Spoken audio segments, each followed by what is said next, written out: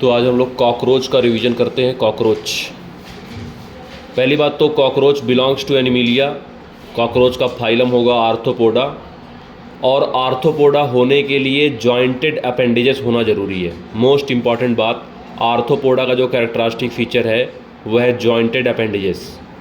दूसरा है आर्थ्रोपोडा की जो बॉडी होती है वो सेगमेंटेड होती है, और आर्थ्रोपोडा का जो एक्जोस्केलेटन होता है वो काइटिनियस होता है। काइटिन में एक क्वेश्चन बहुत इंपॉर्टेंट है, वो है nitrogen polysaccharide, nitrogen containing polysaccharide, यानी कि काइटिन जो होता है वो नाइट्रोजन कंटेनिंग पॉलीसेकेराइड होता है। इसके बाद से अगर हम लोग बात करें कॉकरोच के क्लास की, तो क्लास होता है इंसेक्टा, और इंसेक्टा क्लास से किसी को भी बिलोंग करने के लिए 2 पेयर ऑफ विंग का होना ज़रूरी है, और दूसरी बात 3 पेयर ऑफ वॉकिंग लेग होना भी ज़रूरी है। यानी कि कोई भी अगर इंसेक्टा क्लास से बिलोंग करना चाहता है तो उसके पास 2 पेयर ऑफ विंग्स होना ज़रूरी है और 3 पेयर ऑफ वॉकिंग लेग्स होना ज़रूरी है। कॉकरोच का जीनस होता है पेरिप्लेनेटा, पूरा नाम आप जानते हैं पेरिप्लेनेटा अमेरिकाना, जीनस होगा पेरिप्लेनेटा। और ये पेरिप्लेनेटा जीनस में उन्हीं को रखा गया है जो नॉक्टर्नल होते हैं और जिनकी विंग्स जो होती है वो स्ट्रेट होती है। स्पेसीज़ है अमेरिकाना, अमेरिकाना का मतलब है कि it is originated in continent of America. Shape और साइज़ की बात करें तो कॉकरोच बेटा एलोंगेटेड होगा, बायलेटरल सिमेट्री इसकी होती है, डॉर्सोवेंट्रली फ्लैटेंड बॉडी होगी, ट्रिप्लोब्लास्टिक होते हैं, ईसिलोमेट होते हैं। बॉडी कैविटी जो होती है इनकी हीमोसील कहलाती है, जिसके अंदर हीमोलिम्फ भरा होता है। कॉकरोच देखने में ब्राउन या रेड कलर का होता है, काफ़ी ग्लिस्टनिंग होता है। कॉकरोच की बॉडी जो होती है वो हार्ड वैक्सी टफ लेयर से प्रोटेक्टेड होती है, जो कि नॉन लिविंग एक्जोस्केलेटन होता है। एक्जोस्केलेटन नाइट्रोजनस होता है, जो कि मैं ऑलरेडी बता चुका हूँ, काइटिन का होता है, जो कि नाइट्रोजनस पॉलीसेकेराइड है। और कॉकरोच की ईच बॉडी जो है, जो बॉडी का सेगमेंट है, ईच बॉडी सेगमेंट जो है कॉकरोच का, वो काइटिनियस प्लेट से कवर्ड होता है। हर बॉडी सेगमेंट में काइटिनियस प्लेट्स होते हैं, जिसको हम लोग कहते हैं स्क्लेराइट्स, और इन स्क्लेराइट्स के नंबर होते हैं 4। यानी कि हर बॉडी सेगमेंट में कॉकरोच का बॉडी कवर होता है स्क्लेराइट से, जिसके नंबर होते हैं 4 काइटिनियस स्क्लेराइट्स यहाँ पे होते हैं, जिनको हम लोग कहते क्या है, नाम इनका क्या हो जाएगा चारों का। डॉर्सल में हो जाएगा टर्जाइट्स, वेंट्रल में हो जाएगा स्टेरनाइट्स या स्टेरनम, और लेटरल, दोनों लेटरल साइड में होता है प्लूराइट्स। तो डॉर्सल में टर्जाइट, वेंट्रल में स्टेरनाइट, और लेटरल में हो जाएगा प्लूराइट। डॉर्सल टर्जा, वेंट्रल स्टेरना, और फार्मूला क्या हो जाएगा DTVSLP, डॉर्सल टर्जाइट, वेंट्रल स्टेरनाइट और लेटरल प्लूराइट, DTVSLP, फार्मूला ये हो जाएगा। कॉकरोच की बॉडी डिवाइड होती है 3 रीजन में, हेड, थोरैक्स और एब्डोमेन। एकदम बिल्कुल क्लियर सी बात है, हेड, थोरैक्स और एब्डोमेन विजिबल होता है। इनका जो हेड होता है वो राइट एंगल, थोरैक्स से राइट एंगल पे अटैच होता है। हेड काफ़ी जो है, थोरैक्स रीजन काफ़ी थिन होता है, नैरो होता है। इनके पास मूवेबल नेक होता है। कॉकरोच को कभी आप नेक मूव करते देखोगे, लगातार ये नेक मूव करते रहते हैं, है ना। हेड की बात करें तो हेड जो होता है वो 6 सेगमेंट से मिलके बना होता है, 6 सेगमेंट से बना होता है। ट्रायंगुलर इन शेप होता है इनका हेड, और चूँकि काफ़ी सेगमेंटेड है तो हाईली मोबाइल होता है, काफ़ी मूवेबल होता है। फ्लेक्सिबल नेक भी है इनके पास, तो मूवेबिलिटी होने के चांसेस काफ़ी ज़्यादा बढ़ जाते हैं। चूँकि नेक भी है इनके पास मूवेबिलिटी के लिए, और हेड जो है 6 सेगमेंट से मिलके बना भी है। और हेड रीजन में हमें 2 एंटीना नज़र आता है, लॉन्ग एंटीना होता है, और हेड रीजन में ही कंपाउंड आई होती है। कंपाउंड आई होने का मतलब होता है कि इनके पास 2 टाइप ऑफ लेंस होते हैं। अब जैसे हम लोगों में 1 टाइप ऑफ लेंस होता है, सीधे बस कॉन्वेक्स लेंस होगा, तो इनके पे 2 टाइप ऑफ लेंस होता है। इनका जो माउथ पार्ट होता है, बहुत इंपॉर्टेंट बात होती है कि इनका mouth part chewing and beating and chewing type का होता है, बिट करता है और चिविंग टाइप का माउथ होता है। हर एक अलग अलग इंसेक्ट का माउथ पार्ट आप अलग अलग तरीके के देखोगे, किसी का सकिंग एंड पायरसिंग होता है, लेकिन कॉकरोच का क्या होता है, बिटिंग एंड चीविंग टाइप का यहाँ माउथ होता है इनके पास। एंटीना, जैसा कि पता है एंटीना होता है इनके बॉडी में, 2 एंटीना होते हैं जो कि सेंसरी ऑर्गन होता है एंटीना। और जैसे कोई किसी भी फूड पार्टिकल को लोकेट करना है एक जगह से दूसरे जगह, उसमें भी एंटीना वहाँ रोल प्ले करता है। उसी एंटीना में ही इनके पास टच करने के और स्मेल करने के ऑर्गन्स अवेलेबल होते हैं। कंपाउंड आई इनकी होती है, पेयर्ड होती है, डार्क होती है। इनकी आँखों का शेप किडनी शेप होता है, आइज़ का शेप जो होगा वो किडनी का होगा। और इनके जो विजुअल यूनिट्स होते हैं जिससे ये देख पाते हैं उसको हम लोग कहते हैं ओमेटिडियम। मतलब स्ट्रक्चरल एंड फंक्शनल यूनिट होता है इनके कंपाउंड आई का ओमेटिडियम, जिसका शेप होता है हेक्सागोनल, जिनकी संख्या होती है 2000 हेक्सागोनल ओमेटिडिया जो होते हैं वो हर आइज़ में प्रेजेंट होते हैं, 2000 के करीब करीब होते हैं। अगर हम लोग इनके माउथ पार्ट की बात करें तो लेबरम इनके पास होता है, लेबियम इनके पास होता है, और इनके पास जॉज होते हैं जिसको मैंडिबल्स बोलते हैं। कुछ एक्स्ट्रा जॉ होते हैं, मैक्सिला बोलते हैं उनको। तो लेबरम को बोलते हैं अपर लिप, लेबियम को बोलते हैं लोअर लिप, और जॉ जो होता है वो मैंडिबल होता है, और मैक्सिला जो होता है वो एसेसरी जॉ होता है। इसके अलावा इनके पास टंग भी होता है जिसको हम लोग हाइपोफेरिंक्स बोलते हैं। तो हाइपोफेरिंक्स को यहाँ पे टंग बोलते हैं। और जो सेलिवरी डक्ट होता है इनके अंदर का वो इसी टंग रीजन में, इसी हाइपोफेरिंक्स रीजन में ओपन होता है ना।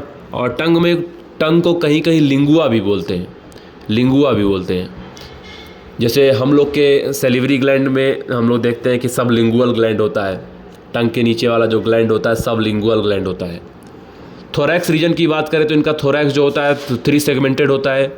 इनका जो एंटीरियर थोरैक्स होता है सबसे पहला वाला उसको प्रोथोरैक्स कहते हैं, बीच वाले थोरैक्स को मीजोथोरैक्स कहते हैं, और बाद वाले थोरैक्स को मेटाथोरैक्स कहते हैं। तो थोरैक्स जो होता है वो 3 फार्म में होता है, प्रोथोरैक्स, मीजोथोरैक्स, मेटाथोरैक्स, ये चीज़ होती है। अब थोरैक्स जो होता है वो 3 पे, इसमें हर थोरैक्स यहाँ देखते हैं हम लोग यहाँ पे 3 पेयर ऑफ वॉकिंग लेग्स निकले रहते हैं जो कि वेंट्रली होते हैं। और जो विंग्स होते हैं बेटा वो डॉर्सली निकले रहते हैं। याद रखिएगा, लेग जो होते हैं वो वेंट्रली निकले होते हैं और जो विंग्स होते हैं वो डॉर्सली निकले रहते हैं। ये बिल्कुल क्लियर सी बात है। विंग्स जो होते हैं बेटा वो मीजोथोरैक्स और मेटाथोरैसिक रीजन में होते हैं। विंग्स जो होते हैं वो मीजोथोरैक्स एंड मेटाथोरैसिक रीजन में होते हैं, और जो लेग होते हैं वो वेंट्रली होते हैं और वो हर सेगमेंट से निकले रहते हैं। लेग की बात करें, इनके पास जो लेग है, वॉकिंग लेग जो होता है वो वेंट्रल साइड में होता है। बिल्कुल क्लियर सी बात है, लेग होगा वेंट्रल साइड में और विंग्स जो निकलता है वो डॉर्सल साइड में। Leg ventral, wings dorsal. कान में हर बार ये बात गूंजनी चाहिए आपके। लेग जो होगा वो वेंट्रल साइड में होगा, बार बार लगातार इस बात को याद रखना। लेग जो होगा वो वेंट्रल साइड में होगा, और हर लेग जो हम लोग देखते हैं उसमें तमाम तरह के रीजन देखने को मिलते हैं, जैसे ट्रोकेंटर, कॉक्सा। इनके पास भी फीमर होता है, टिबिया होता है, टार्सस होता है। जैसे हमारे पास भी फिबिया होता है, टिबिया होता है, उनके पास भी होता है। हमारे पास टार्सल्स होते हैं, इनको हम लोग टार्सस कहते हैं। तो कॉकरोच के भी लेग में ये चीज़ें पाई जाती हैं। विंग्स की बात करें तो बेटा 2 पेयर ऑफ विंग्स होता ही है। एक 4 विंग होता है और एक हाइंड विंग होता है, और विंग्स हमेशा डॉर्सल साइड में होगा। विंग्स जो होगा वो हमेशा डॉर्सल साइड में होगा, लेग जो होगा वो वेंट्रल साइड में होगा। तो विंग्स जो होगा वो 4 विंग और हाइंड विंग। और 4 विंग की अगर हम लोग बात करें तो 4 विंग जो होता है वो डार्क होता है, ओपेक होता है, थिक होता है, लीदरी होता है। इसका मेन काम होता है प्रोटेक्शन। और जो हाइंड विंग होता है वो थिन होता है, मेम्ब्रेनस होता है, ट्रांसपेरेंट होता है, और वो जो है वहाँ पर उड़ने में, फ्लाइट करने में हेल्प करता है। तो ये इसीलिए इसको हम लोग ट्रू विंग्स बोलते हैं। तो जो 4 विंग है वो प्रोटेक्टिव है, डार्क है, ओपेक है, थिक है, और जो हाइंड विंग है वो थिन है, ब्रॉड है, मेम्ब्रेनस है। तो ये बात बिल्कुल क्लियर होनी चाहिए। इनकी बॉडी में स्पाइरिकल्स पाए जाते हैं, 10 पेयर होते हैं स्पाइरिकल्स। 2 जो होते हैं थोरैक्स में होते हैं और 8 एब्डोमेन में होते हैं। तो 2 + 8, 2 + 8 है ना 10। 2 जो होते हैं वो थोरैक्स में होते हैं, 8 जो होते हैं वो एब्डोमेन में होते हैं। और स्पाइरिकल जो होते हैं उससे एयर इनकी बॉडी में आती है, और एक ट्यूब के रास्ते वो एयर जो है वो ट्रैकिया में चली जाती है। फिर इनके अगर हम लोग एब्डोमेन की बात करें तो एब्डोमेन इनका 10 सेगमेंट का होता है। हर एक सेगमेंट जो होता है हम लोग देखते हैं तो डॉर्सली वो टर्जाइट्स होता है, वेंट्रली जो होता है वो स्टर्नाइट से कवर्ड होता है। इनकी बॉडी कैविटी जो होती है, जैसा कि मैंने कहा, हीमोसील होता है और अंदर होता है हीमोलिम्फ, है ना। तो इनकी बॉडी का जो कैविटी है वो हीमोसील कहलाता है। और हीमोसील कैविटी में बेटा फैट बॉडीज़ वगैरह प्रेजेंट होते हैं। है ना। ये जो फैट बॉडी होती है उसमें बहुत तरह वैरायटी ऑफ सेल्स होते हैं, जैसे फैट ग्लोब्यूल्स होता है, उसमें कुछ प्रोटीन होते हैं, कुछ स्टोर्ड कार्बोहाइड्रेट जैसे ग्लाइकोजन वगैरह पाए जाते हैं, ये चीज़ें होती हैं। कॉकरोच का डाइजेस्टिव सिस्टम देखेंगे तो कॉकरोच के डाइजेस्टिव सिस्टम में माउथ पार्ट होगा, एलिमेंट्री कैनाल होगा, सेलिवरी ग्लैंड होगा। एलिमेंट्री कैनाल इनका काफ़ी लंबा देखेंगे, 6 से 7 सेंटीमीटर का इनका खाली एलिमेंट्री कैनाल का देखेंगे, काफ़ी लंबा हो गया। एक कॉकरोच की बॉडी आप देखोगे जो कि करीब 34 to 53 मिलीमीटर लॉन्ग होती है, उसमें अकेले अगर देखेंगे तो उसमें काफ़ी बड़ा साइज कवर कर रहा है एलिमेंट्री कैनाल, बड़ा साइज हो गया। यानी कि अगर 6 से करीब 60 मिलीमीटर का है तो पूरी बॉडी शुरू से लेकर अंत तक एलिमेंट्री कैनाल ही होता है। तो जाहिर सी बात है एलिमेंट्री कैनाल किसी भी बॉडी में किसी भी ऑर्गेनिज्म की बॉडी में बहुत बड़ा होता है ना। माउथ से लेकर एनस तक के पार्ट को हम लोग कहेंगे। तो डिफरेंट डायमीटर का इनके अलग अलग ट्यूब होता है एलिमेंट्री कैनाल में। अगर एलिमेंट्री कैनाल की हम लोग स्टार्टिंग की बात करेंगे तो स्टार्ट जहाँ से होता है उसको हम लोग कहते हैं फोरगट, फिर होता है मिड गट, फिर होता है हाइंड गट। तो फोरगट, मिड गट और हाइंड गट। तो फोरगट में आता है आपका फेरिंग्स, ईसोफेगस, क्रोप, ये सब चीज़ें आती हैं फोरगट में। और हम लोग बात करें तो फोरगट में फेरिंग्स हो गया, ईसोफेगस हो गया, क्रोप हो गया, गिजर्ड हो गया।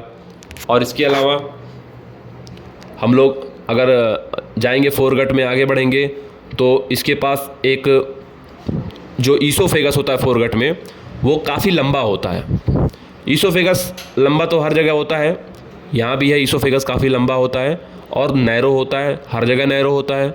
और ईसोफेगस कहाँ ओपन होता है तो वो रीजन होता है क्रोप। तो क्रोप जो होता है वो स्टोरेज का काम करता है, it is a sac like organ. और टेम्परेरी फूड को स्टोर करने के बाद वो भेज देता है गिजार्ड। गिजार्ड को प्रोवेंट्रिकुलस भी कहते हैं। गिजार्ड जो होता है स्मॉल होता है, स्फेरिकल ऑर्गन होता है।